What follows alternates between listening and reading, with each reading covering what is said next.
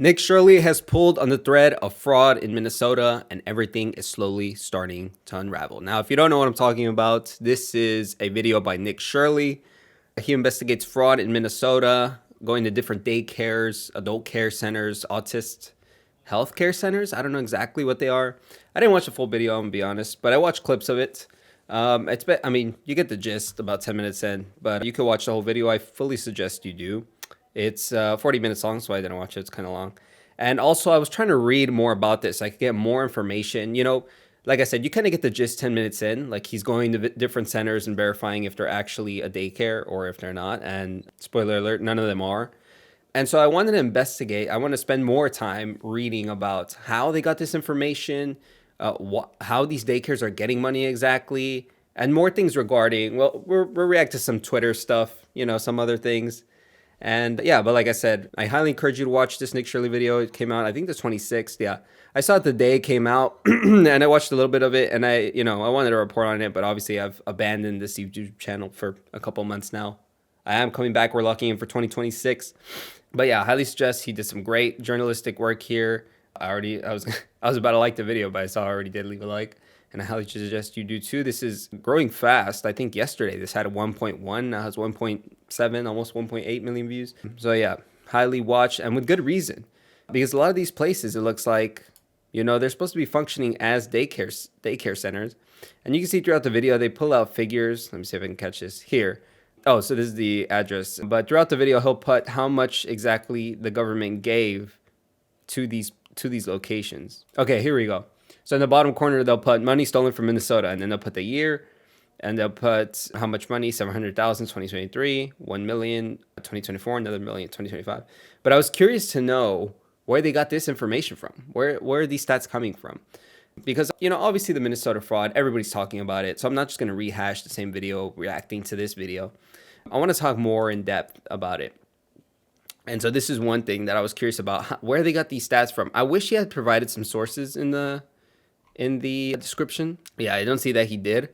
And I wish he did, because I feel like that would be real quality journalism. I don't want to say that he didn't do that here. Like, obviously this is great work, but I wish he had been more thorough with it in terms of providing the sources that this guy gave. I'm not saying I don't believe him, just to be clear, but I think he would have had a stronger case. Because I opened a report. Oh, I don't have it open, but I opened another, I guess, reaction to a law professor that teaches like journalism or something. I forgot what her title was, but she was saying that this story lacks a little bit of credibility because it wasn't thorough enough. And I think that's one of the reasons why she might have said that. And of course, if they have the sources, then you can't deny it. These look credible, but I don't know where it's coming from.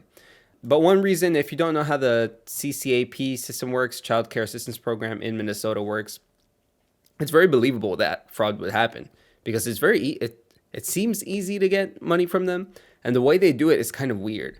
I don't know if all child care assistance works like this, but basically what they do is they give the money to the child care centers, and I guess the child care centers, after they accept a low-income family, they put a request to the state, and then the state, or I assume the state, maybe it's the county or whatever, it doesn't matter, the government organization that funds them, they let them know that they accepted a low-income family, and then they get paid by the state, and then the family pays whatever portion they have to pay, whatever, what is it called? Deductible, I guess? No, not deductible. Copay? Anyways, you get the idea. Let's say the daycare is $1,000 a month. Well, that sounds kind of insane. I don't know how much daycare is. I don't have any kids. I don't know any kids. So I have no idea how much this would cost. But let's just say, for hypothetical, for a clean number, it's $1,000 a month for a kid. Let's say the family pays $400, the state would pay $600. That's an example. And the $600 would get paid directly to the daycare center, and of course the daycare center would get the payment for the rest of it from the family. Now, what's supposed to be happening here is the daycare center is reporting to the government that they have more clients and kids they're taking care of than they actually do. So the hypothetical family paying $400 in this scenario doesn't exist. So they're just getting the $600. Of course, still a hypothetical example. I don't know exactly how much they get. I'm sure it says somewhere in here. This is the official website, the Department of Children, Youth, and Families for Minnesota. I'm sure, like I said, I'm sure they detail somewhere. Yeah, look, I'm sure you can peruse this to figure out how much exactly they get paid. It looks like there's some links here for rates at which they reimburse the daycare centers. It doesn't really matter at this point. The point is they're setting up families that don't exist at their daycare. They're setting up kids that don't exist at their daycare. And then they're telling the government, I keep wanting to say the state, but I don't know if it's the state. I'm just going to say the state for now, but you know what I mean if I'm misspeaking. You know, if it's a county or the city or whatever, same thing, the government organization giving them the money. So they let the state know that they have these kids or whatever. And so the state is giving them their portion, let's say $600. And of course, they're not seeing the portion from the families, but that's because the family doesn't exist. So they don't have the charge of taking care of the kids. So they do nothing and they get paid $600 or whatever their portion is from the state. Now, fraud is actually nothing new in Minnesota. It actually seems like, I think actually Trump did say this, the hub of fraud. Like, I'm looking at this. This story is exploding this week, obviously, because it's a big deal. And now I'm looking at stories, and there's like a whole history. Like I have this Fox News thing, like going from 2015, like just the history of fraud, just story after story, 2018, 2019, like story after story of fraud. And I wonder if this is starting to sound racist, but I mean, there is a correlation here between Somalians and the people conducting this fraud. Of course, not all of them are Somalians. There is, I saw some statistic that like 80% of the people involved were Somalian, and I assume the other percent. Well, I'm curious as to whether they would consider a person from Somalian ancestry born here as Somalian, because there's a chance the other 20% is also, you know, Somalian by ethnicity, I guess. But anyway, yeah, most of the people doing this are Somalian, just straight up, you know, call me a racist if you want, but it is what it is. I don't have the statistic. I don't know where I got it from, but it's somewhere up there, somewhere on the internet, you know, believe me, believe everything you see on the internet. So this is a wild thing. This is an old case. This is December 19th, by the way. This is about a week before, no, not a week, maybe, no, yeah, actually like a week exactly. This was updated. I don't know when it was first published, but this was updated a week exactly before Nick Shirley uploaded his video. Federal prosecutors unveiled charges Thursday against another 6 people, accusing them of defrauding public assistance programs in Minnesota, including 2 men they alleged traveled to the state for that express purpose. So I have this open. Yeah, so as you can see, 90 people have been accused. They've bilked hundreds of millions of dollars from Minnesota. A lot of it from housing assistance and autism services and a pandemic era food aid assistance program. Food aid assistance. That's oxymoron. Food aid assistance. Anyway, so yeah, this is what people would do. They would travel. Fraud was so easy to commit in Minnesota that they would travel to Minnesota to commit fraud and then file a claim in whatever state they lived in. So as you can see here, federal prosecutors announced new indictments Thursday in Whiting, Minnesota fraud scandal, this time involving 2 Philadelphia-based men accused of traveling to Minneapolis after a friend told them the taxpayer-funded programs there presented a good opportunity to make money. So unlike everyone else, these people don't have any ties to Minnesota at all. Yeah, so these guys submitted fake bills for Medicaid reimbursements. I mean, you get the idea. I don't have to go into all this. Some guy pocketed $750,000 from Medicaid recipients. This guy submitted $1.4 million in claims for housing stabilization services. Doesn't matter. You guys get the point. Fraud has been around for a long time in Minnesota. The question is why? And I assume because of the strong correlations between the Somali population and the fraud in this state. I wonder if it has something to do with just the way Somalians are. It's a cultural thing. Obviously, they have the stereotype of being pirates. I wonder if they're falling in line with like the Indian call centers and the Nigerian princes, like they just have a reputation for scamming, I guess, for frauding. It's, I guess, part of what it is to be Somalian. As you can see here, back talking again about daycare centers and adult care centers, this person, Ari Hoffman, I don't know who he is, but I feel like I've heard of this person before. Anyway, he pointed out, he looked through donations for this person, Eubax Gardier. I'm sure I butchered that. I was looking at their donations to their campaign. I forgot what she was running for. Oh, I wish I had the picture of her. I have to look up the picture of her where she's wearing her hijab, a Gucci hijab. You have to see this. It's funny. Anyway, she's getting donations for her campaign from daycare centers. You can see Sunshine Child Care Center, Minnesota Best Child Care Center, Adult Care LLC, Lucky Child Care Center LLC, A Helping Hand Senior Care. Why are these places donating to a political candidate? Now, one reason, the most believable reason, would be that these people get free money from the government And so it's easy to spend. And so it's easy to say, oh, well, I'll send a few thousand to this political candidate over. I think she wasn't even, yeah, she was running in Washington. She wasn't even running in Minnesota, mind you. So this is a thing of Somalian. You know, I saw a video of Somali guys saying the Somali community runs deep and we defend each other. And he might actually be right. You know, he might have a point. Because for you to be in Minnesota, defrauding taxpayers in Minnesota and sending that money to Washington to support a candidate in Washington, like, doesn't even affect you at all. I live in Dallas, in Texas, okay? Like, I care what some candidate in, I don't know, Ohio does. Okay, well, I say that and I, like, want Vivek to win in Ohio. Okay, what's a better example? So, Nebraska. I have no idea who's running in Nebraska. I don't care about Nebraska. You know, just to say, most people don't care about outside of their state, other than the federal elections, right? I don't care who's the governor of, you know, Florida or whatever, or Louisiana, you know? But apparently these people do. Now, mind you, look at this. I don't know. I thought this was funny. This, like her in a, mind you, this is a crazy person. She like threatened. Oh my gosh, shut up. She like threatened. She like got on a bus full of kids and like threatened to blow it up. She was like, I might have a bomb. I don't know. Which, like, as a Muslim is crazy to say, bro. And I just thought the Gucci burqa was funny, or the Gucci hijab, I guess. Yeah, right. The burqa would be full face covering. Anyway, the head covering. I think it's like almost equal to Christians wearing like diamond crosses or whatever, like super ostentatious, like, I don't know, weird, not humble, or super materialistic. You know, I don't know. It's crazy to me. So we'll react to some of the funny stuff here. This guy, this idiot. All right, let's just see what he has to say. If you're kicking out Somalis, you have to kick out everyone else. Like, I'm gonna be honest, I'm speaking for all of my African brothers and sisters. Okay. If you kick Somalis out, you have to kick all of them out. All of us, we all leave together. Because if you kick us out, you have to kick everyone else. I'm gonna be honest, and I know everyone in the comments, or everyone watching this video agrees with me.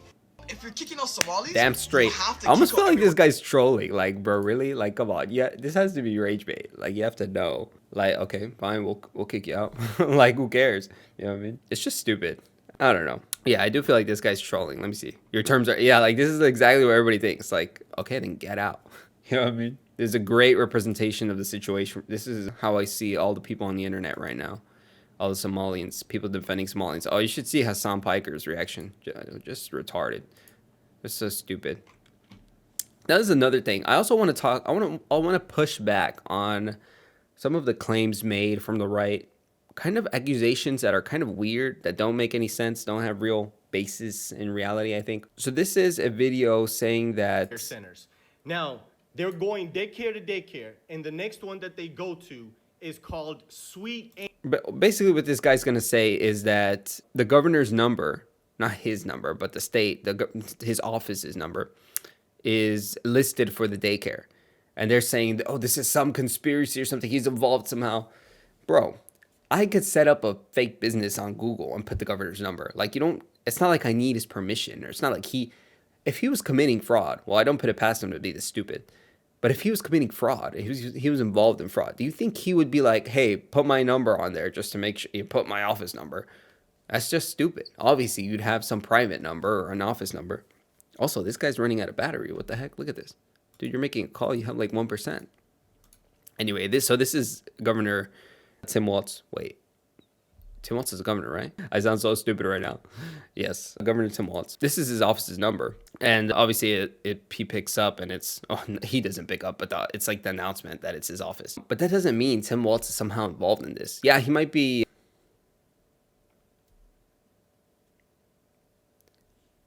He might not be involved enough to uncover the fraud. You know, he might be complacent. He might be, letting things go under the radar. But he's not, I don't think he's actually involved the way these people are. And even if he is, this isn't evidence of that.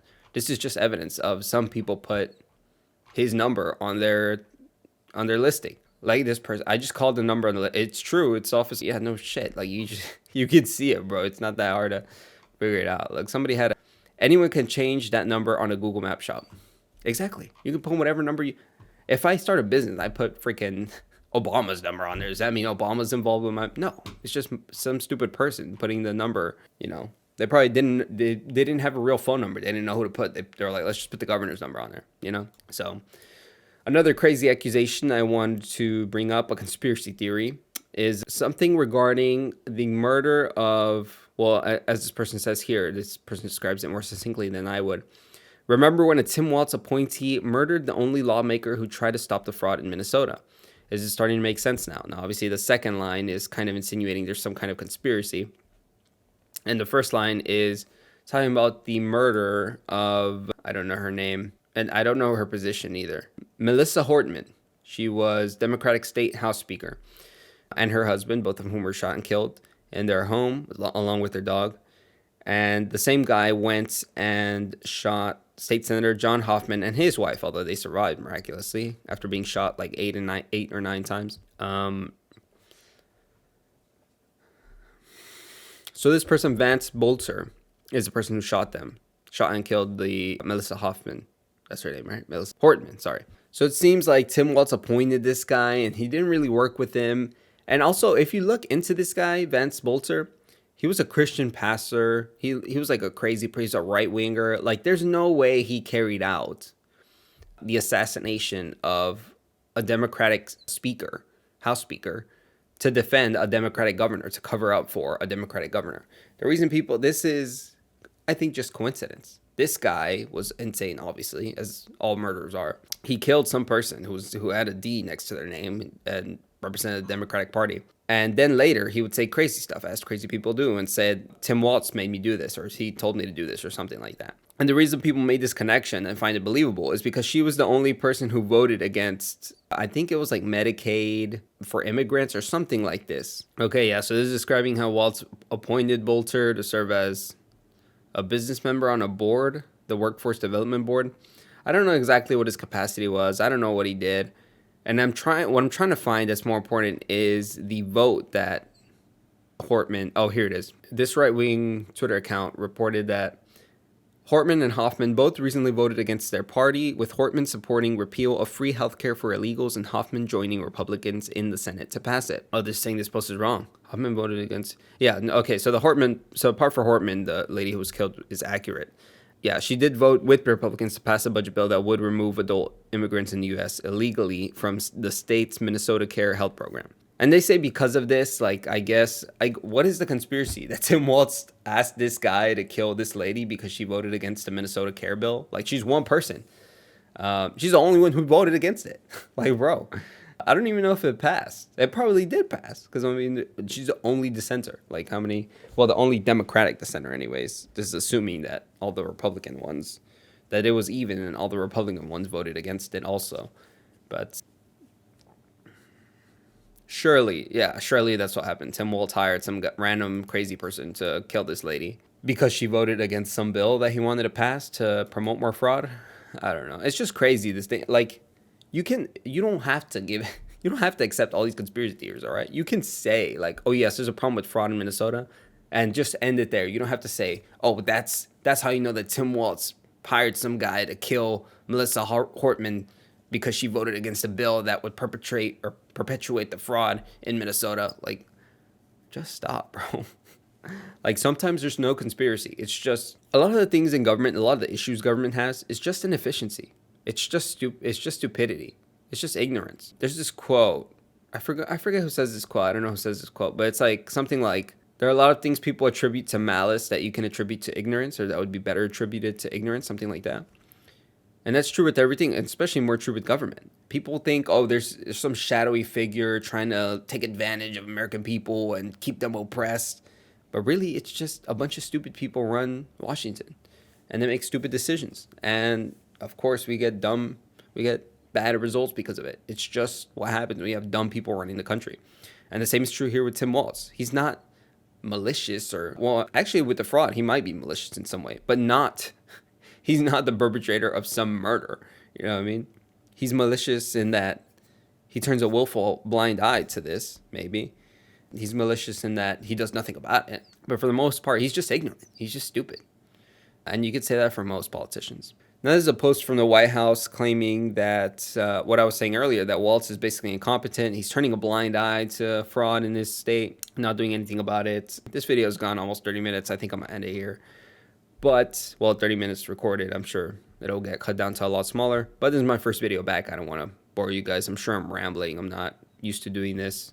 Haven't done this in a while, so I will go through actually maybe tomorrow on this page to go over, because this is a hot topic. I'm sure videos will be relevant within the next week still. So I'm still going to drop more videos talking about this type of stuff. I just don't want to put all of it in one video and bore you guys with a bunch of more new information that I'm not even prepared to read, or that haven't even read myself. So like this one, for example, I didn't read this. I just pulled it up. And, just to reference the fact that Tim Walz is kind of being accused of turning a blind eye to fraud in his state, and that he's not doing anything about it. So that's it. Thanks for watching. I'm looking beautiful as ever. Gonna post more videos in the new year, hopefully. Well, I'm gonna aim for a video a day. So thank you for everybody who watches. The 238 subscribers I have. I say that kind of in jest, but it does mean a lot. And I appreciate everybody that watches. If you watch till the end, type, I don't know, say President Trump is the best thing since sliced bread. And I'll heart your comment. Okay, anyway, that's it.